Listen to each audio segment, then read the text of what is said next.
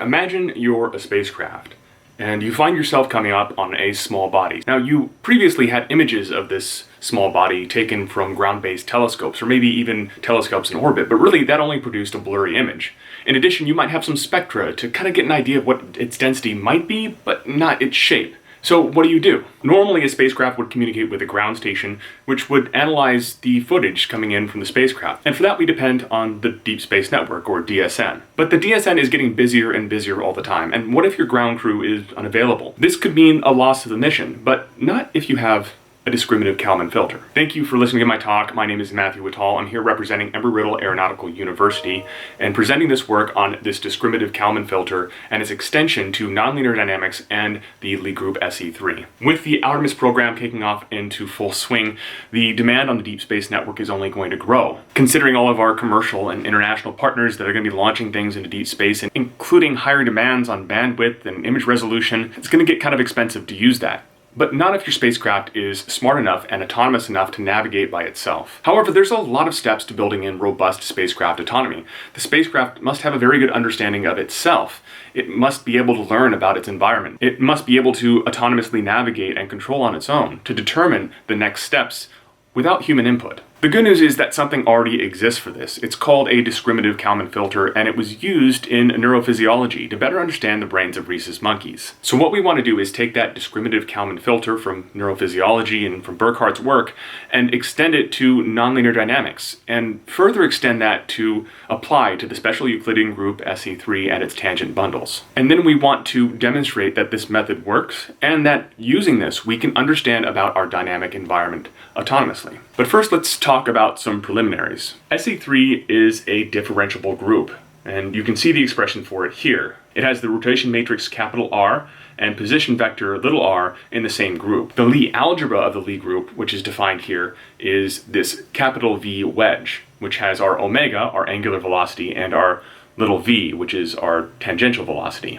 We also need to define the system formulation on TSE3. These are the true dynamics of our system, where we have g dot equals gv wedge. V dot is denoted here, where we have our capital I, our inertia tensor, where we have our inertia matrix and mass in a 6x6 matrix. For this work, we're not using any control. However, we do have external forces and torques, which is the u sub g. A quick note about relative motion on SE3. If we have two poses, gi and gj, the relative motion between them can be calculated by using the gj inverse times gi.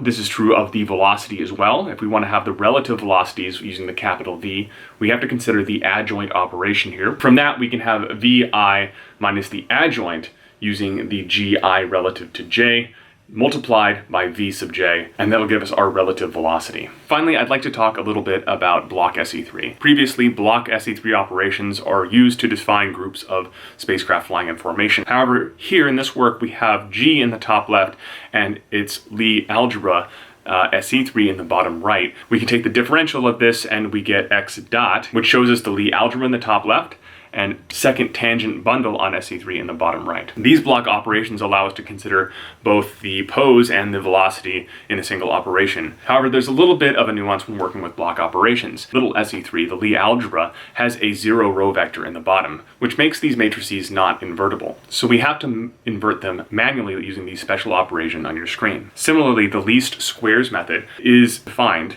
in the same way. Relative poses using block SE3 use the same framework we described in relative poses in the previous section. Direct multiplication of two states on block SE3 also has to be defined, which we see here. Alright, next, a little bit background about Kalman filtering. Most of it is defined within linear space, and the original discriminative Kalman filter uses the A matrix you see here, such as x dot equals ax plus bu. However, that doesn't really work for our application. All of our dynamics are nonlinear, so we have to convert this A matrix into a nonlinear A matrix, which you see denoted here as this kind of math frac A of x. This block diagram shows a high-level representation of a discriminative Kalman filter, where you have your estimated states and measurements moving from left to right in any given time step k. This is very similar to most Kalman filters. What's different from this Kalman filter is that we're looking at our measurement vector all the way from the initial time to time of t of k. We do not have process noise, as process noise is wrapped up within the state estimation. The measurement noise is the only source of error. However, this depends on having a very robust and well understood measurement model.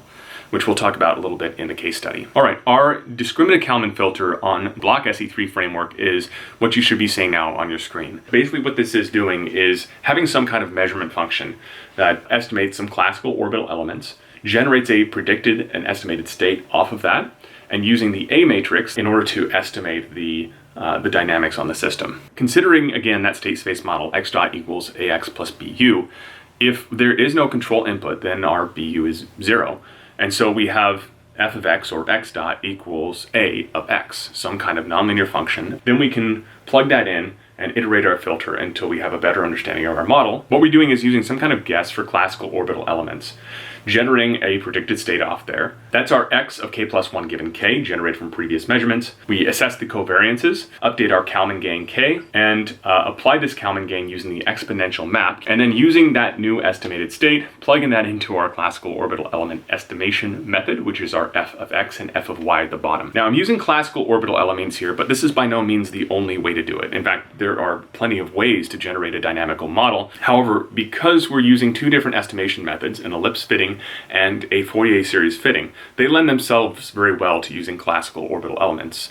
During the first 3/4 of your orbit, a standard least squareds method of ellipse fitting will not work. So what we're trying to do is impose an ellipse over our noisy measurements, doing just a rough approximation. Think of the spacecraft that's just entered orbit around the body, and all it needs to do is make sure it doesn't crash. And so we look at the minimum range and then the maximum range and set those as periapsis and apoapsis. Now, as this spacecraft continues around the orbit, this estimate becomes more accurate. Using this, we can get our eccentricity and then generate some estimates of the right ascension of the descending node, argument of periapsis, and true anomaly using this equation that you have on your screen. We don't understand a lot about our system, and when we first enter orbit, we actually don't know the gravitational parameter. So in order to overcome this, we have an augmented classical orbital element set. This is a 7-element vector instead of a 6-element vector with the period estimated in the bottom. So we use the Vis-Viva equation to solve for mu of the body, and we plug that into our period equation. This becomes important when we're doing the Fourier series estimation, which doesn't work the same way. It has to have an estimate for the gravitational parameter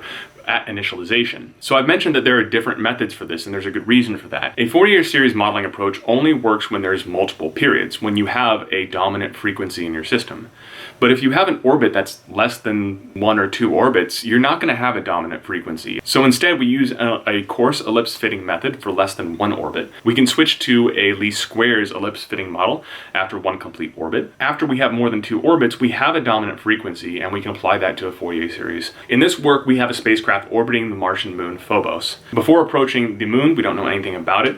The true values are hidden from the spacecraft. The spacecraft itself has a very robust measurement model. It's a 36-element vector, considering things like reaction wheels, star trackers, ground-based measurements. And so assuming that the spacecraft knows a lot about itself, we can now just focus on understanding the central body. And this is what it looks like. Considering there is no previous knowledge about what this object is shaped like, this is a pretty realistic estimation. It does converge on something close to the true states in terms of velocity and position.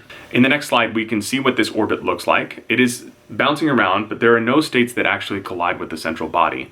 It's just the estimation tool correcting itself on where it thinks the true anomaly is at that given time. Furthermore, we can see convergence in the attitude. Now, the noise doesn't go away completely because our dynamical model is only just estimated. This is just a way to gain basic understanding of the environment. So you're not going to see convergence to like 0. Once we have more than 2 periods, we can see that we drop the ellipse fitting tool and use instead the Fourier series. All right, so what we've shown in this work is that we've extended a discriminative Kalman filter onto nonlinear operations and nonlinear dynamical models, and then further extended that to operations within the Lie group SE3. The results so far are encouraging, showing that there is potential for the discriminative Kalman filter. However, we do want to stress test this algorithm in future work by adding in secular perturbations. So if we can find a way to deduce and extrapolate that from perturbations in the orbit, that would be very encouraging. Furthermore, things like atmospheric drag, solar radiation pressure, if we could run a discriminative Kalman filter in parallel with a unscented Kalman filter and then compare the difference, that might help us update our dynamical model to very high levels of accuracy. Eventually, what we want to do is run a full simulation of a spacecraft approaching an unknown object, entering into a stable orbit around that object, studying and deducing the values of that object, showing that a fully autonomous exploration of small bodies is possible using the discriminative Kalman filter methodology presented here. Thank you for attending my talk, and if you have any questions, please feel free to reach out. My email is on the screen. Thank you.